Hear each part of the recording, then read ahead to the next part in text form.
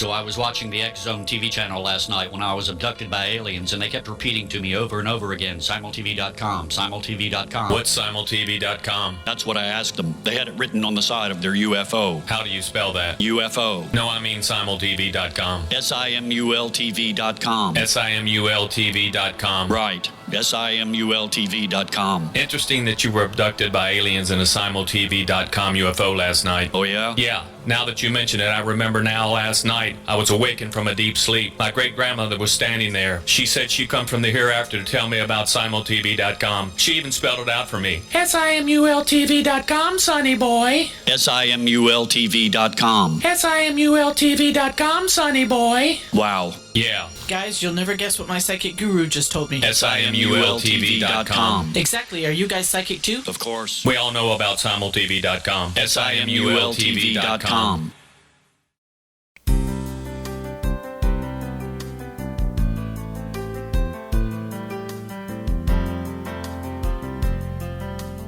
Welcome to Mission Evolution Radio Show with Gwilda Wiyaka, bringing together today's leading experts to uncover ever-deepening spiritual truths and the latest scientific developments in support of the evolution of humankind. For more information on Mission Evolution Radio with Gwilda Wiyaka, visit www.missionevolution.org. And now, here's the host of Mission Evolution, Miss Gwilda Wiyaka.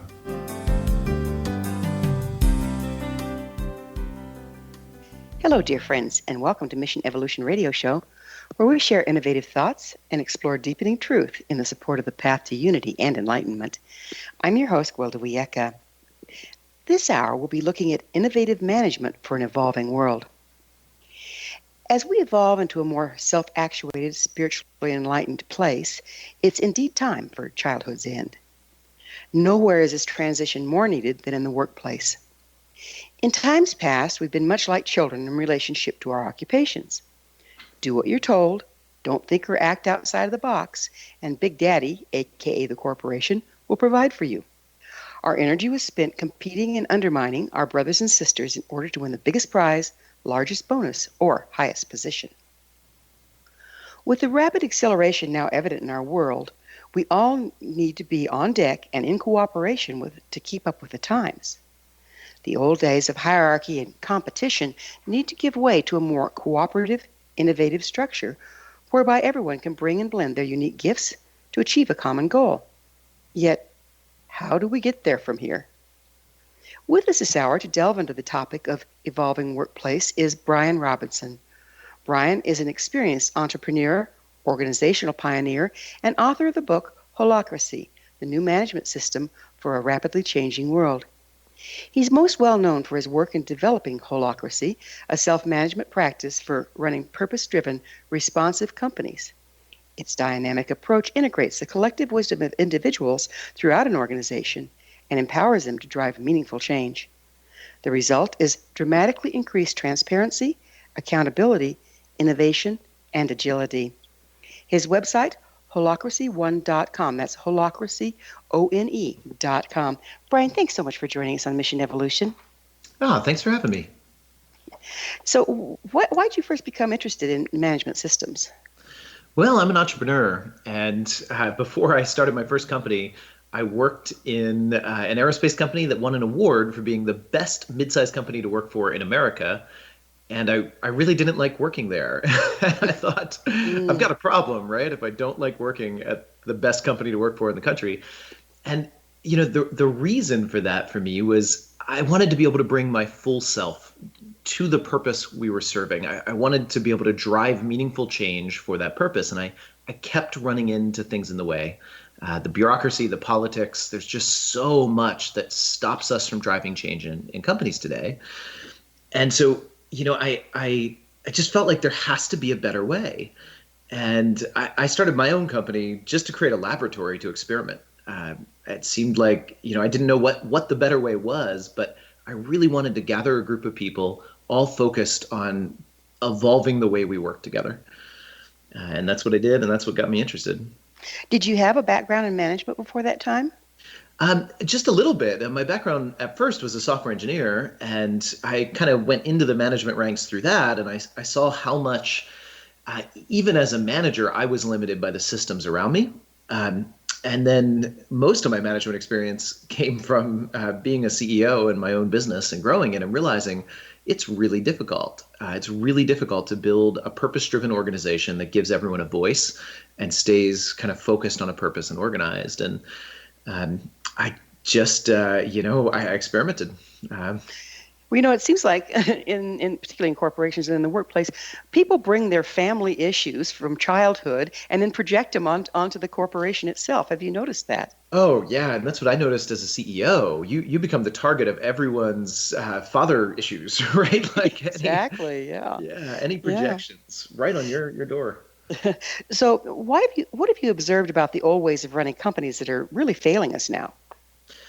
When I first started my own business, I never stepped back to consciously ask, what power structure do I want to use? I just assumed the top-down management hierarchy was the only way to do it. And, the more I experimented, the more I kept coming back to, there's something fundamental in the power structure itself here that seems to be creating all the limits that I was trying to get around. So I think my work then took this turn for how else can we provide the functions of management without the approach we take today, without managers, if you will, without centralizing power in this top-down power hierarchy, which I kept seeing as just this fundamental underlying limiting structure. It's really hard to drive change when your boss doesn't see it. It's really hard to drive change when the political incentives in the system kind of tend towards protecting the status quo and keeping everything static. So what else? So why are those old ways failing? I mean, they worked for years. Yeah, they did. And it's actually with appreciation. I mean, I've spent a number of years as a CEO, and I think that approach worked fine with the complexity we faced mid-last century. I mean, think of if you were an executive in 1950, how many messages did you have to deal with in a day? How much complexity did you have to deal with? How fast was the world changing around you? And compare that to today. The complexity has skyrocketed. The interconnection has skyrocketed. The pace of change has skyrocketed. And our approach to organizations has not evolved. We're still organizing in much the same way we did a century ago. And look at how much has changed in the world. So I don't think it's something fundamentally wrong with that approach. I think it served us so well that it helped build a world more complex than it could manage. And that's where we are today. So what's going on in the world that's driving this change? I think the internet is a huge part of that. But even that is an expression, I think, of a much bigger evolutionary leap, right? There's a new paradigm here. We see it in the younger generations. We see it in our social media. The world is moving from these big centralized top-down control schemes to networked, decentralized. That's the arc of evolution has headed that way and has been heading that way for at least a couple of decades, really, really clearly now to me. And I think our organizations just haven't really kept up. Well, how about our current educational systems? They're still preparing people to enter the old management system. What change is needed there? Yeah, there's a new book on that. I was interviewed around, and it was really interesting, pointing out today the value of a university degree is really a signaling of I can follow the rules and not rock the boat to companies, right? It's not actually building skills that are needed today. And there's a lot of evidence for that. And I think more and more entrepreneurs like myself, I generally will privilege somebody that dropped out of college over somebody that completed it when I'm looking to bring somebody into my company. It's fascinating how much that system is failing the needs of the world today as well. Yeah, it's amazing. And it's by the time you graduate, the job that you studied for is obsolete, replaced by an algorithm. Yeah, that's true. Mm-hmm. Yeah. The old methods of controlling employees was through a combination of fear of replacement coupled with promise of reward. How can we change that? What needs to be changed there? Yeah, so I think more and more we're seeing shifts to what's called self-management now, where companies are replacing the top-down management hierarchy with completely different approaches to breaking up who should do what and how we work together. I work with a method called Holacracy, which is one of those. It's a framework for organizing a company with no management hierarchy. And the key to that, of course, is not just throwing out management hierarchy. It's what do you replace it with? It's not enough to just get rid of structure. You need structure. You just need better structure. So we're seeing the emergence in the past couple of decades of these new approaches for organizing in completely different ways. And I find it fascinating how aligned they are with the way the natural world, the way evolution naturally organizes systems. I love the title of this radio program. It's look at the human body. There's trillions of cells working together, and there's no CEO cell telling the others what to do, and no top-down management hierarchy commanding the cells. It's every cell has autonomy, and yet they all have their role to play, and they're interconnected into this larger system. Your organs don't boss the cells around. They integrate the autonomy of the cells into a larger function. And, and nature finds those structures not by trying to get it right up front or do a big reorg every few years like we do in companies. It gets it by allowing the system to evolve, and I think more and more that's the kind of paradigm we need in our companies. So you're talking more about stewardship and less about domination. Yeah, absolutely. And more about decentralized control. In my company, there's no managers, there's no bosses, there's no CEO, but everybody is kind of like the CEO of their role. They know the part that they have to lead, and they're stewarding their roles, and they might have many roles in many parts of the company. And in those roles, they're like the CEO of that role. And we all get to do that. Leadership's distributed. And there's a framework for, pulling that all together and making sure we can set expectations of each other when we need to. But at the end of the day, you have a completely different paradigm for how you achieve order in the company. Yeah, order would look to me to be the largest challenge because we're all used to being underneath somebody's thumb. And when that changes, it could go into chaos, doesn't it? Yeah, well, that's the big misconception I think people have about companies that are taking a self-management approach, and especially with Holacracy. The big misconception is when you throw out managers, you're throwing out structure. People just envision the current thing we have minus managers. But the reality is companies that are running with Holacracy today are more structured, not less than the management hierarchy.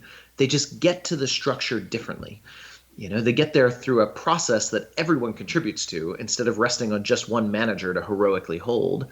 And the structure is more dynamic. It's more real. It's like the human body is a highly structured system. Well, I look forward to going into this structure on the other side of a commercial break, but it is time for a short pause.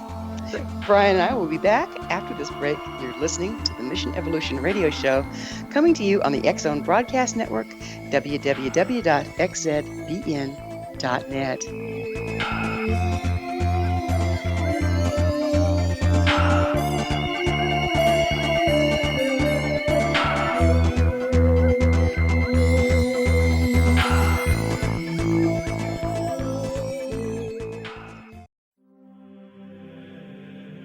Rob McConnell here, presenting an overview for Nicholas Paul Jennings, author of a fascinating book, Amen. It presents facts revealed by Egyptologists, facts that enable us to understand why Amen is the beginning of creation of God. It provides recommendations for religious leaders of the major religions to unify their beliefs and teach the Word of God. Love one another. Amen informs people how mankind conceived God. It was the Egyptians that developed the concepts of a soul, a hereafter, and Son of God. And finally, after the worship of many gods, they conceived the belief in one universal God, the maker of all there is. For more information, visit www.futureofgodamen.com. That's www.futureofgodamen.com.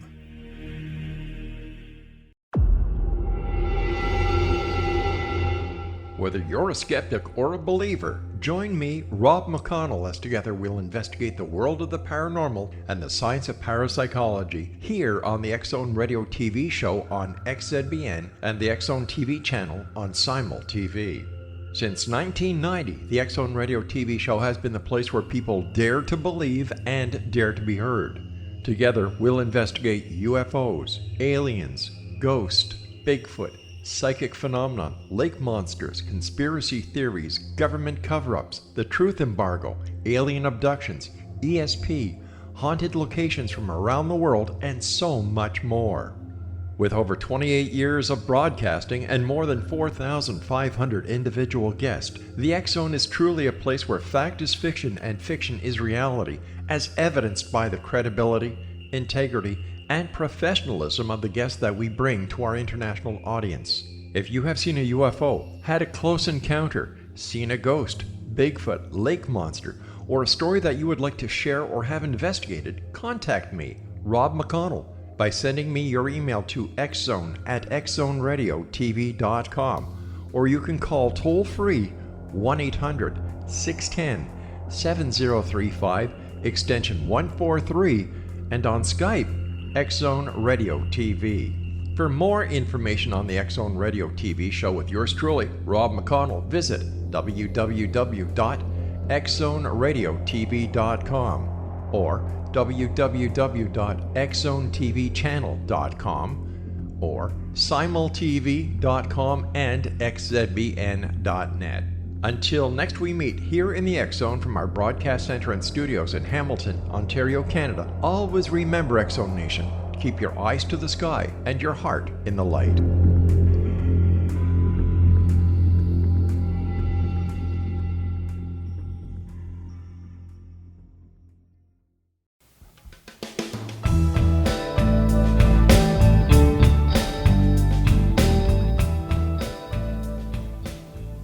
Welcome back. This is Mission Evolution Radio, dedicated to unification and evolution of consciousness.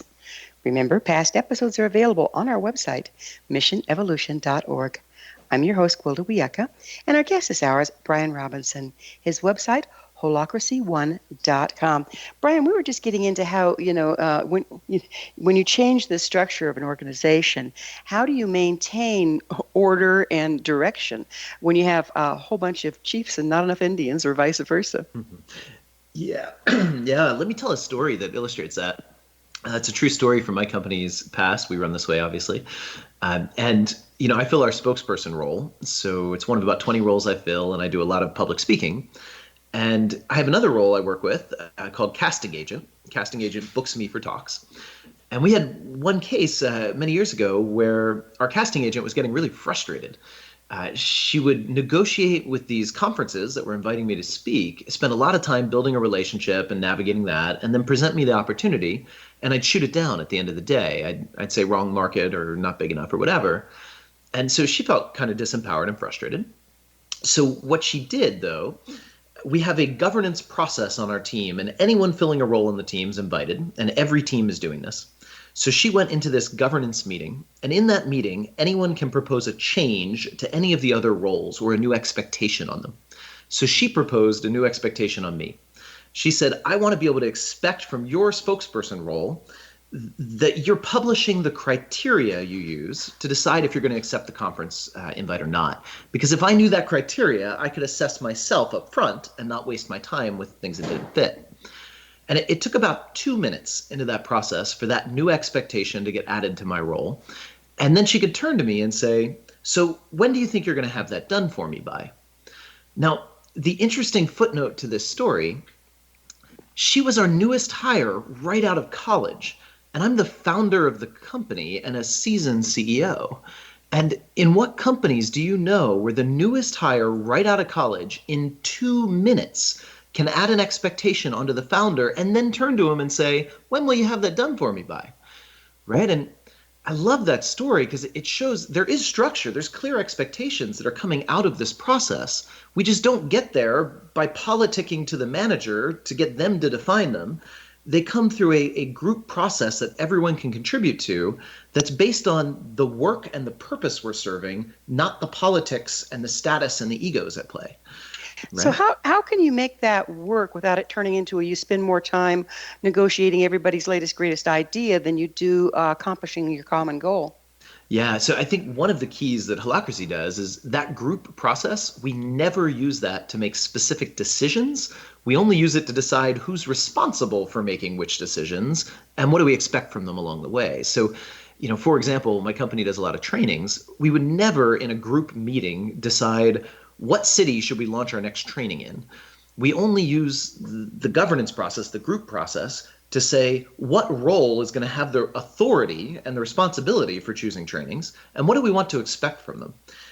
And once we clarify that, Most decision making is done autocratically. This is another big misconception. People assume when you have no managers, you must have more group decisions, and the opposite is true.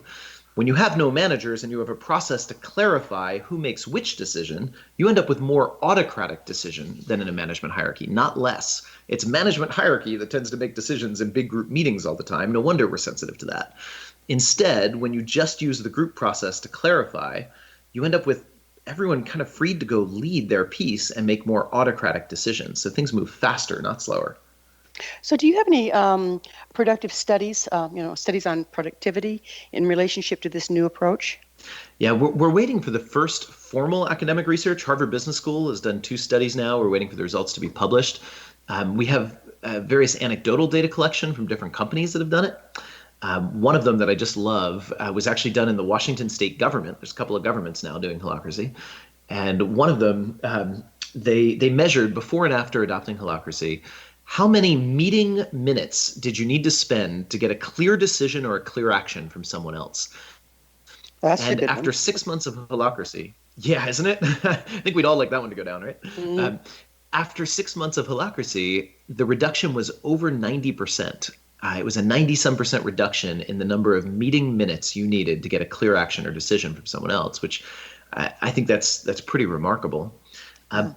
There's also engagement metrics. They measured a 40% increase in how engaged people felt and whether they felt they had the tools they needed to get their job done. After just 6 months, that was pretty cool. They actually tried to measure how many meeting minutes does it take you to get to a clear change in policies or the jobs of other people. And they actually found they couldn't measure the percentage improvement there because the answer before Holacracy came back infinite. In other words, it doesn't matter how many meeting minutes we spend. We can talk about things for years and we can fail to enact any change in our policies or our jobs. And after Holacracy, they could do it in about 20 minutes per change to a major policy or somebody else's job. And that's a new capacity. That's not just a efficiency gain. That's the system now has the capacity to evolve in a way it didn't before. So it seems like one of the things you're empowering people with is the ability to have their needs met, to state their needs, because we can overlook other people's needs when they have a role. Just, get the job done, but not realizing they don't have the tools to do it with. Yeah, I look at it kind of, it's for me unlocking human consciousness, right? There's so much that is stuck right now. It's one of the founding goals I had for this was how do I create a system where anything sensed by anyone, anywhere in the company, had some place to go where it could get rapidly and reliably processed into meaningful change. And, today I think there's very few organizations that can genuinely say anything you sense you can do something with to drive change, right? You just get stuck. And to me, that's the unlocking humanity part of this, giving people a really deep level of empowered voice to drive real change for a purpose.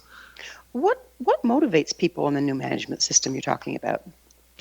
I see a big switch from extrinsic to intrinsic motivation. I had a friend, an old college buddy. He was the kind of stereotypical frat guy that drunk too much and partied a little too hard.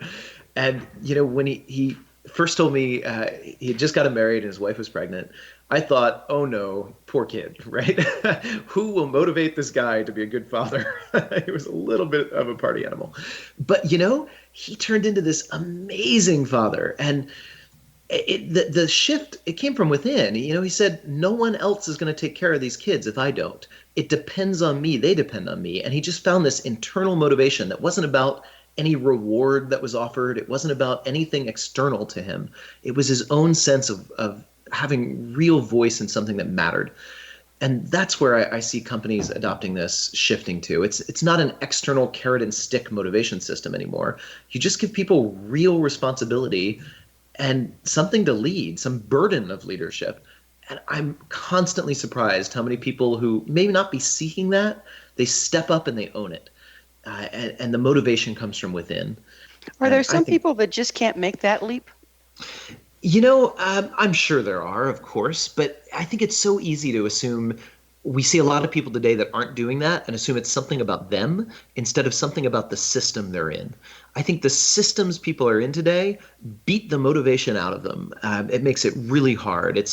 And then the temptation is wait until they're ready. And that's kind of like if you have a teenager at home and you say, I don't want to send them off into the world until they're ready to lead like an autonomous adult.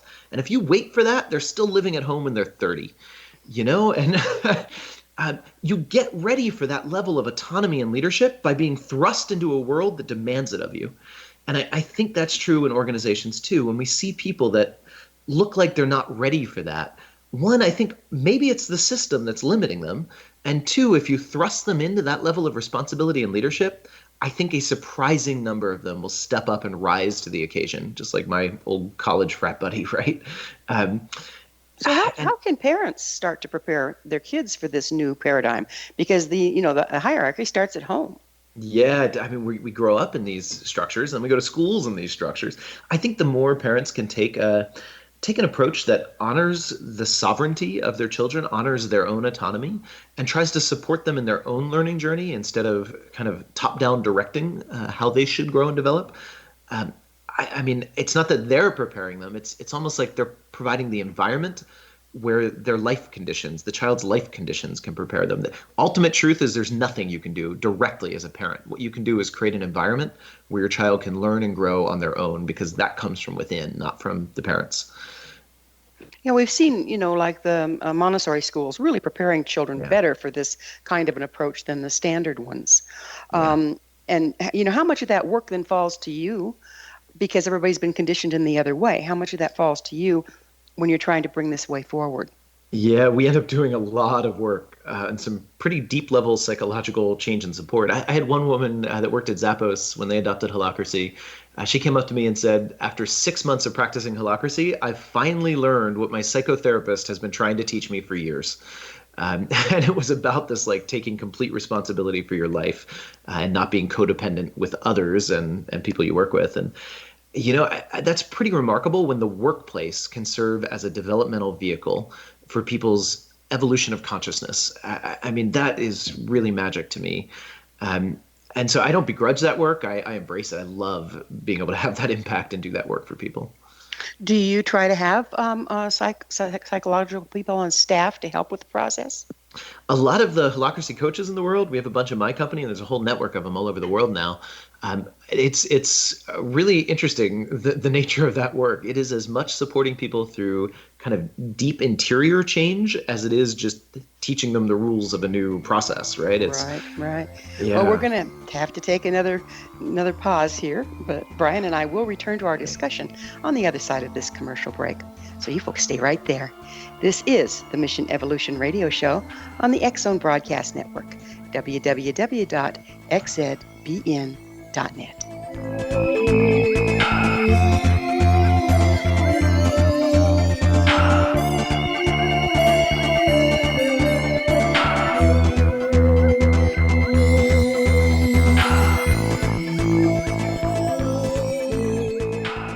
So I was watching the X-Zone TV channel last night when I was abducted by aliens, and they kept repeating to me over and over again, simultv.com, simultv.com. What's simultv.com? That's what I asked them. They had it written on the side of their UFO. How do you spell that? UFO. No, I mean simultv.com. simultv.com. simultv.com. Right. simultv.com. Interesting that you were abducted by aliens in a simultv.com UFO last night. Oh, yeah? Yeah. Now that you mention it, I remember now last night I was awakened from a deep sleep. My great-grandmother was standing there. She said she'd come from the hereafter to tell me about simultv.com. She even spelled it out for me. simultv.com, sonny boy. simultv.com. simultv.com, sonny boy. Wow. Yeah. Guys, you'll never guess what my psychic guru just told me. simultv.com. Exactly. Are you guys psychic too? Of course. We all know about simultv.com. simultv.com. Rob McConnell here, presenting an overview for Nicholas Paul Jennings, author of a fascinating book, Amen. It presents facts revealed by Egyptologists, facts that enable us to understand why Amen is the beginning of creation of God. It provides recommendations for religious leaders of the major religions to unify their beliefs and teach the Word of God. Love one another. Amen informs people how mankind conceived God. It was the Egyptians that developed the concepts of a soul, a hereafter, and Son of God. And finally, After the worship of many gods, they conceived the belief in one universal God, the maker of all there is. For more information, visit www.futureofgodamen.com. That's www.futureofgodamen.com.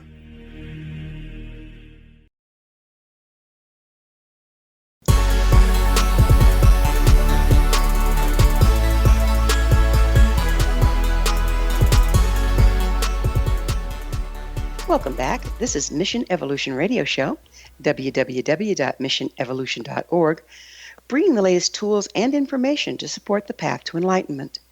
I'm your host, Gwilda Wiyaka, and our guest this hour is Brian Robertson. His website, holacracy1.com. That's holacracy.com. Brian, we were talking about, motivating people, and how can we help people shift from competition to cooperation in this system? Yeah, it's funny. I see so many approaches to change of that, like that, focused on the people. And I think it's much more powerful to look at changing the system, right? It's the system that gives us incentives for cooperating or competing. It's the system that that leads to the kind of silos we see today. The system incentivizes it. So yes, you can change people, but then they're working against the system. And I hear this I have many colleagues who are leadership development coaches, and I hear from many of them a frustration where even when they do their work really well and they help some leader have an internal shift, that leader then goes back into the same company with the same structure, systems, processes, incentives. And even if they succeed in keeping their new awareness and development, they're working against the system. And many of them get so frustrated, they eventually drop out of the system and become leadership development coaches, ironically, right? And so, that's powerful work for them. But I think if we want to change society at large, we need to change our systems, not just our people. And that's what my work is really about. How do we create systems in which we naturally work together, we naturally cooperate? It seems everything is happening so fast. How can we hope to shift this fast enough for the old structures to meet our present needs, much less that of the future? Yeah. Well, that's one that honestly, I don't know. It's a challenging thing. The kind of change I see when companies are adopting Holacracy, it's a massive disruptive change. It takes a long time, and there's huge shifts that have to happen to make it work. And it's certainly practical. There's over 1,000 companies now that have done this, but it's a huge undertaking. And we're constantly trying to figure out how do we make that shift easier for people. And we've come up with some ideas, but this is, the leading edge of this work for me is how do we make this easier to create these massive systemic shifts? But, aren't you creating critical mass in so doing? Suddenly start having models out there. Won't that ease it up, don't you suppose? Oh, I think so. I remember how hard the first, 5 were versus, number 100 or number 1,000. And it does get easier. There's more wisdom. We just did our annual conference, and there's 150 people there, all in companies running this way, all different companies learning from each other. And that makes it easier. Yeah. So, it used to be when companies needed to change to keep up with the times, the preferred method was gleaning the herd, right, through layoffs and then hiring new blood. What's the alternative that you engage in? It's, again, changing the system. It's, what is the fundamental framework of how power works here and how expectations are set and how we manage the work? I think when you start changing that to get more effective, right, there's such a short-sightedness to me when you just jump to, changing people. I think so much of our behavior is coming from the system we're in. And I felt that. I'm sure probably many of your listeners have too, where you enter a new job or a new system, and it's kind of like the system teaches you how to behave in this, and it's not always the way you ideally want to behave. There's sometimes a conflict between how I want to show up and how I feel like I have to in this environment. So to me, the answer is change the environment, not change the people. Well, the old system of, again, the hierarchy, doesn't that trigger a lot of our issues from childhood? And if we don't have that system, maybe it leaves room for some new experience. Yeah, I definitely think so. And I see that. I see people going through, these internal shifts of trying to make sense of the world. It's almost like, imagine you're a manager, you've climbed the ranks, you're getting your self-esteem needs met because of where you are in the status hierarchy. And then when you remove that, it forces people to kind of reorient and say, how can I feel good about myself if I can't just tie it to where I am in the hierarchy? And that actually triggers some really positive shifts. It gets them out of that mode of thinking in that more authoritarian system. And you have to define your self-worth by the value you create for others, right? Or by being an entrepreneur, not a manager, by, supporting and serving a purpose that matters. And I think these are much more powerful places to get those needs met anyway. So. But for generations, we have found our self-worth in our occupations and climbing up the ladder. Does that just go away easily, or is that a real battle? Oh, it's definitely a struggle, and I watch people going through it. There was one woman, one company I worked with, she was an HR director, and she had worked a lot of her career to climb to that level, and she said she was really frustrated one day. She said, my career ambition has been to be a VP of HR, and now there's no more hierarchy here. And, what do I do instead? And my answer was, tune in internally. What are you passionate about? And what's the company's purpose? And where's the intersection? What do you really want to do to be creative, to be entrepreneurial? And she said something really clicked for her. I gave an example, maybe you love photography, and maybe there's a photographer role you can fill, or some other creative outlet here. And she realized this was liberating her from the drudgery of management, from just coordinating others, to being able to really go out and find new ways to add value that tapped her creativity and her passion. And she recognized the struggle, and she said she had days where she'd go back and forth. Some days she loved the new approach. Some days she hated it because she just wanted the security of hierarchy. And yet, it's overall those days shifted. It got more and more days where she loved it and less where she was scared, until she's a new person on the other side of it. And she talked about that journey very publicly, and it's really similar to what I see in a lot of people. It sounds like trying to move into a person's purpose, a person's natural gifts, and expressing those in the workplace to achieve a common goal. How do you see that working? I mean, is it kind of organic eventually? Because everyone's different. Yeah, for sure. It's Holacracy tends to create a real focus on the purpose of the company, and then invite everyone else to find their relationship to that purpose. And that doesn't mean they have to have the same purpose. I think we all have our own. I capture my own purpose as I show people a radical new way to organize power. And that's different than my company's purpose, but they're connected. It makes sense that I am in this company because I get to do my purpose in my work in this company, and I serve the company's purpose by doing it too. And I love that, companies running this way, purpose becomes something we talk about, something we see, we think about. It encourages people to naturally tune into, why am I here? Why am I on the planet? What's right for me? What do I want to express in my life through me? And the company models that too by having a clear purpose and aligning everything with it. So, I think so you that's awesome. You must put a lot of work into a company's purpose up front. Do you have to kind of really rethink that? The interesting thing is it works better to let it evolve over time. It's kind of like, when a company's new to that, trying to sit down and get their purpose perfect up front would be like sitting your 5-year-old down and saying, let's figure out your purpose in life, right? Let's do a big process and analyze it. And when really what they need to do is go live a little with some rough idea of what they like, what feels right, and then get more data, but constantly reflect. So to me, discovering purpose isn't an upfront process. It's only upfront to get some initial vague directionality. And then from there, just keep being conscious and mindful, keep revisiting it and clarifying it, because it's life that will tell you your purpose. It's not an upfront design process. So if you're too rigid in purpose, you lose your flexibility and therefore can't change with the times. Yeah, that's for sure. Yeah, definitely. Yeah. Interesting. Let's revisit organization of power. What is that exactly? I think it's easiest to see if we look in the management hierarchy. We centralize power with a person at the top of a hierarchy, and then they break it down from there. And what I think a lot of organizations are doing now is actually questioning that. And what Holacracy does is invite you to take a different approach.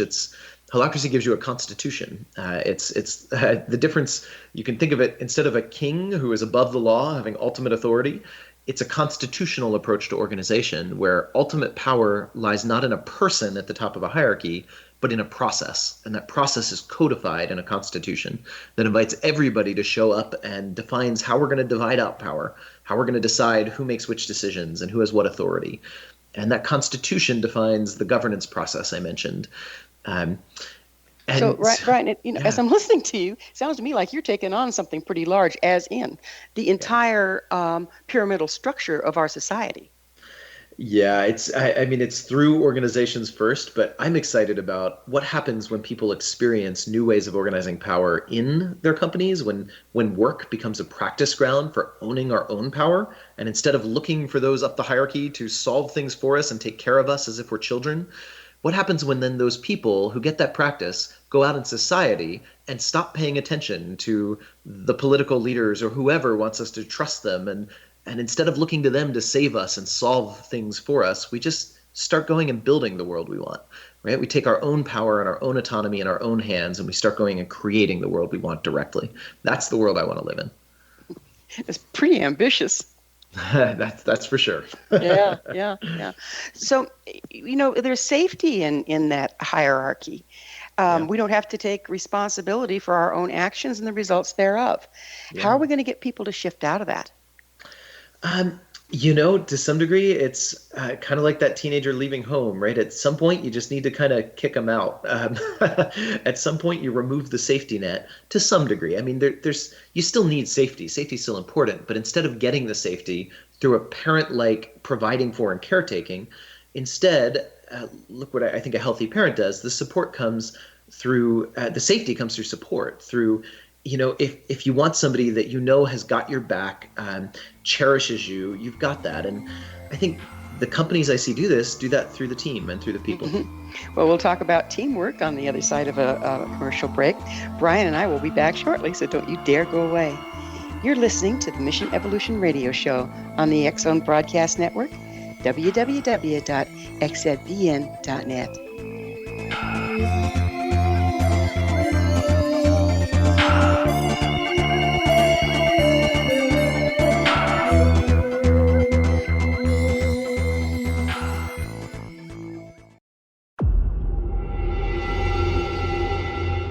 Whether you're a skeptic or a believer, join me, Rob McConnell, as together we'll investigate the world of the paranormal and the science of parapsychology here on the X Zone Radio TV show on XZBN and the X Zone TV channel on Simul TV.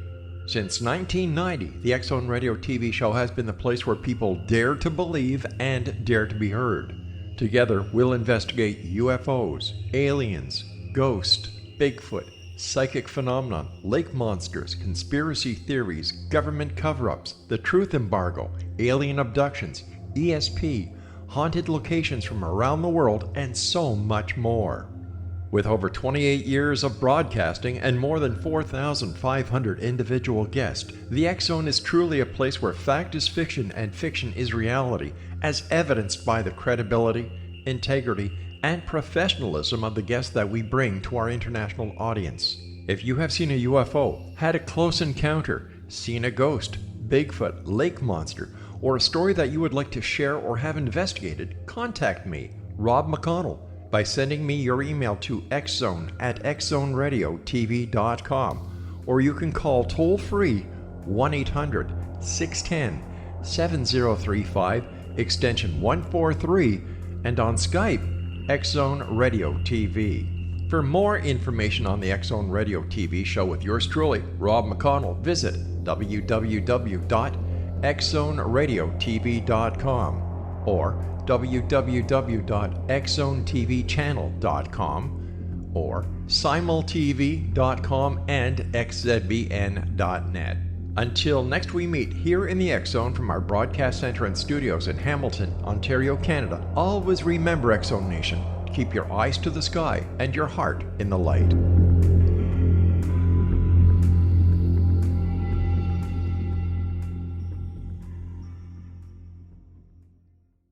You have heard of the X Zone? Now watch it on Simul TV, plus 500 video games, live TV channels, free video on demand, worldwide, and more. Does this sound like tomorrow's television? Well, it is, but you can have it today, right now. It is Simul TV. Simul TV offers what the others only wish they could provide. 15 exclusive channels like X-Zone, Sci-Fi, and Horror. We are worldwide. No other provider offers that. 500 built-in video games. No need to have an extra expensive system. We have them included. Free video on demand.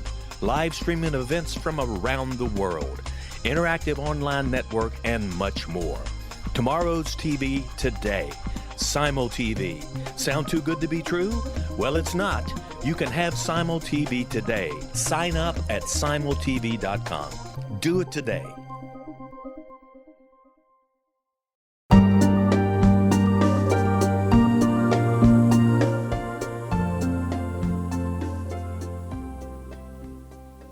Welcome back. This is the Mission Evolution Radio Show, www.missionevolution.org, bringing the latest developments in an evolving world. I'm your host, Gwilda Wiyaka. I always love suggestions from my listeners. You can email me at info@missionevolution.org to propose a topic or a guest that's on your mind. I'm sure we'll all enjoy them. Our special guest this hour is Brian Robertson. His website, holacracy1.com. That's holacracy, O-N-E.com.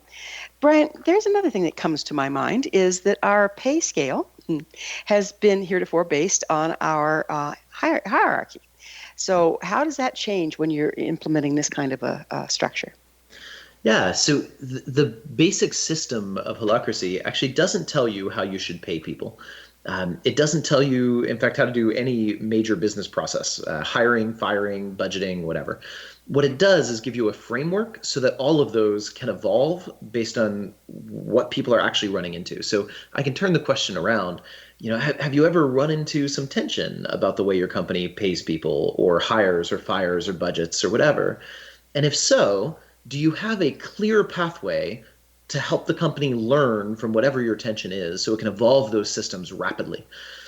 And the answer in most companies is no, right? So Holacracy doesn't try to give you perfect answers to these questions. It tries to give you the evolutionary process. So each company evolves their own unique way to compensate, and they have to get pretty creative because they don't have a top-down management hierarchy, right? But when you put that constraint in, I find companies getting really creative and finding better ways to do it. So for example, in my own company, we have a way of firing people that I think is actually beautiful. I love the way we fire people, and I don't know many companies that can say they love the way they fire people, but ours is so human and so respectful. We've fired people and had them become our customers, or stay close friends with the people that did it. And the reason we did that wasn't because Holacracy gave us the perfect answer for how to fire people. It was because 5 years ago, we fired someone and it felt really bad. And then we looked at it and we said, why did that feel bad? And what can we do to make it better? And it gave us the process to evolve it and make it a little less bad, and then a little less bad, and then a little better and a little better. And after a few years of experimenting and evolving the process, we had this beautiful process that's perfect for our culture and our environment. And so what are usually the things that perpetrate a firing of a person? What have you seen that's different from the old hierarchy way of doing things? It's less usually about one specific job or role. So companies running with Holacracy, people tend to have these almost very customized jobs where they might have roles in multiple teams and multiple parts of the company. Like one guy I talked to at Zappos, he was originally hired to do party planning, and his role was named Fungineer. But he had a passion for marketing. And before adopting Holacracy, he couldn't possibly work in marketing because he was in a totally different department. But after Holacracy, he was able to custom craft. He got a few roles in marketing, a few roles in the party planning, and he got some roles in a facilities thing that he really wanted to do. And so he's got roles in 3 completely different teams and departments. And his job is kind of this custom crafted blend. So now, if he's not a great fit for one of those, it's not a matter of kicking him out of the organization. It's a matter of letting him focus on the others more, or find something else that he's passionate about that he can add value in. So firing is more something that happens from like an overall, is the person somehow adding some kind of dysfunctional dynamic in the culture, or are there literally no roles that they can add any skills in here? And it's not, you don't have a manager, so they're typically, the process isn't just resting on one person. It's some kind of transparent process. And again, every company will define their own, but in my company, there's like 6 people involved in that. And there's a really transparent process they go through that involves the person in question and lets them have a voice in the process and tries to search for, is there a fit here? It's really respectful. It's human. It treats them like a person and a partner in it. You started in on this a little bit, but would you go into what you speak of as dynamic roles? What are those and how do they serve here? Yeah, well, in most companies, when was the last time you went and looked up something in your job description, right? Like, the documents are out of date by the time they're off the printer. They don't mean much. No one uses them. With Holacracy, there's instead work is broken up in roles, and roles are small. They're one function. So I feel like 20 roles in my company, 20 some. And the roles are changing, and they're changing by the result of the team learning together. So people actually do go and look up things in them regularly, because they're real meaningful clarity. Every team is in this regular governance process where it's learning, how do we work together more effectively? And the result of that is captured in these roles. And so they're changing all the time. It's like my story earlier with, my colleague who proposed a new expectation on my role, and that gets captured in the role. So it's dynamic, it's living, breathing structure. And that makes it so much more meaningful than our job descriptions today. Well, doesn't it also depersonalize it in that it's a role, it's not who you are? Exactly. And so you can be mobile within that without losing your position. Yeah, I talk about separating role and soul, right? It helps people make this differentiation and realize there's you, and you have your own wants and needs and desires, and those are beautiful. And there's your role, and your role has a purpose, and it has expectations. And these are 2 totally different things. And then we put them together, which is great. You are consciously stewarding your role.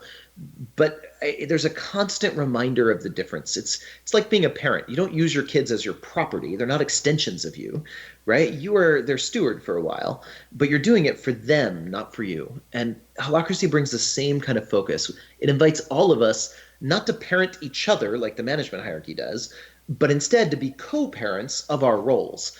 And we're there as their stewards. We're there to serve these roles for a while, and to take care of ourselves and get our own needs met in the process, because healthy parents need to have that, right? I love that differentiation. Yeah, it looks like it'd be really, how do we want to say, a lot, it just gives the person a lot more freedom because they aren't having to force themselves to be a something. They are finding the something that fits themselves. Yeah, I find it fascinating in today's world. How many times do you hear the question like, what are you, or what do you do? And it's, these questions, we define ourselves in terms of our jobs. And I'd love to see that shift. Let's define ourselves in terms of our passions, in terms of, what's really important to us, in terms of our purpose. And let's recognize we fill many roles in life, not just in the workplace. And let's hold those not as something we define ourselves through, not as a sense of self-identity, but as something we wear for a while, a hat we put on. We steward them, but from a much deeper level of identity. So it seems to me like that would really, there's some people that aren't comfortable with that. Some people give me a role to play and I'll do it and I'll plod along till retirement. Mm-hmm. But there's more and more, I think, people coming on deck right now, because our times are so dynamic, is breeding dynamic people. And don't dynamic people get very bored and very stagnant in the old system? Oh, yeah. When was the last time you heard a millennial say, I just want a stable job with a stable paycheck to provide for my family, right? No, they want purpose and meaning and autonomy. And, and I think that's great. We see more and more of that, especially in the younger generations. And even the older generations, we see more and more of that shift happening, which I think is a profoundly positive thing for the world. Well, we spend so much time at our jobs. We spend more time at our jobs than we do with our spouse if you don't count sleeping next to each other. Yeah, we sure do. So it really needs to be more rewarding than a dead-end sentence, really. Yeah.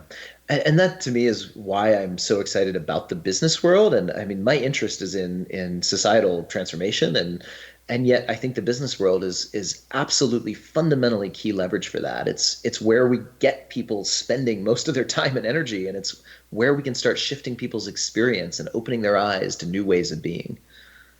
So what's your vision for the future of business? I'd love to see more purpose-driven business, more conscious business that's more conscious of its impact in the world, of its impact on people within, business that's organizing everything around its purpose. Ones that look at and understand profit is like blood. Yeah, sure, you need it to live, but it's not the meaning of life, right? It's not the purpose here. And if you focus on purpose and you focus on building a healthy vehicle to express a purpose in the world, conscious of your impacts, you end up with really healthy places to work that really serve the world. That's World what I want. service I think is a Holacracy huge is one part of vehicle it, isn't it? Yeah. Yeah, it really is. Yeah, because before it was what makes money, and then try to manipulate people into buying it, whether they want it or not, to make money, and that has just about lived its shelf life, hasn't it? Yeah, I think it absolutely has, and we're seeing that shift. More and more businesses are shifting in that way. And they get more and more business because of it. I mean, trust Yes. has been eroded, I would say, over the last 50 years around business and corporations. Yes. A colleague of mine did a study and looked at how much investment return would you get if you had invested in purpose-driven businesses over the top businesses currently at the top of the stock market. And the returns were dramatically different, way better if you had invested in the purpose-driven businesses. And those businesses did better for their customers, their employees, and the world, right? It's not an or. It's not profit or these things. It's when you really organize everything around the purpose, everything gets better around it. Falls into place. And if your purpose has no draw, then you need to shift your purpose. Yeah, absolutely. And there's more and more movements, like conscious capitalism movement, recognizing this now and trying to find more conscious approaches to doing business. And that's really exciting. That is exciting. Well, unfortunately, we are out of time, but I can't thank you enough for being on the show and for your wonderful work in the world, Brian. Thank you so much for having me. Our guest this hour has been author of Holacracy, the new management system for a rapidly changing world, Brian Robertson.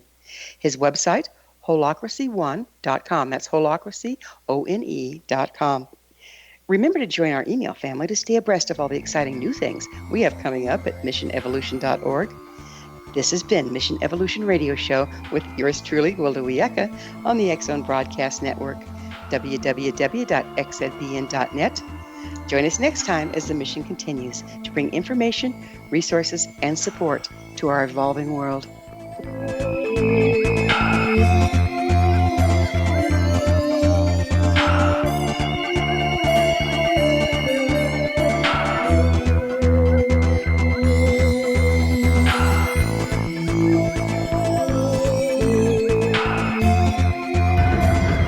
If you are looking for a safe, zero-calorie, natural option to the harmful artificial sweeteners on the market today, Just Like Sugar is what you're looking for. Just Like Sugar is a wonderful natural alternative for those health-conscious people who choose a calorie-restricted diet with a great, pure, sweet flavor that tastes just like sugar.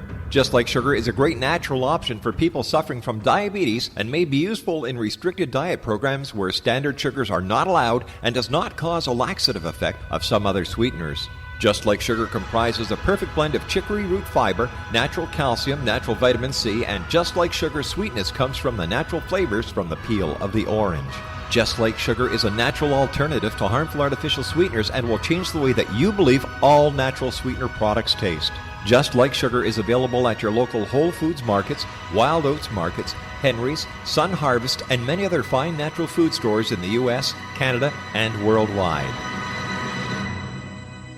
You have heard of the X Zone? Now watch it on Simul TV, plus 500 video games, live TV channels, free video on demand, worldwide, and more.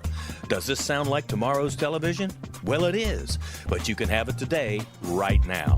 It is Simul TV. Simul TV offers what the others only wish they could provide. 15 exclusive channels like X Zone, sci-fi, and horror. We are worldwide. No other provider offers that. 500 built-in video games. No need to have an extra expensive system. We have them included. Free video on demand. Live streaming events from around the world. Interactive online network, and much more. Tomorrow's TV today. Simul TV. Sound too good to be true? Well, it's not. You can have Simul TV today. Sign up at simultv.com. Do it today.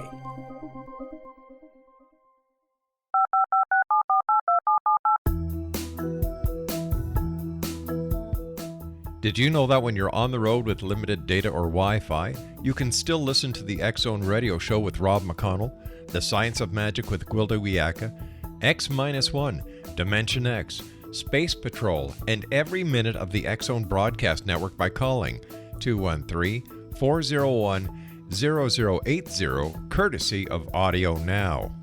No smartphone, app, or internet needed.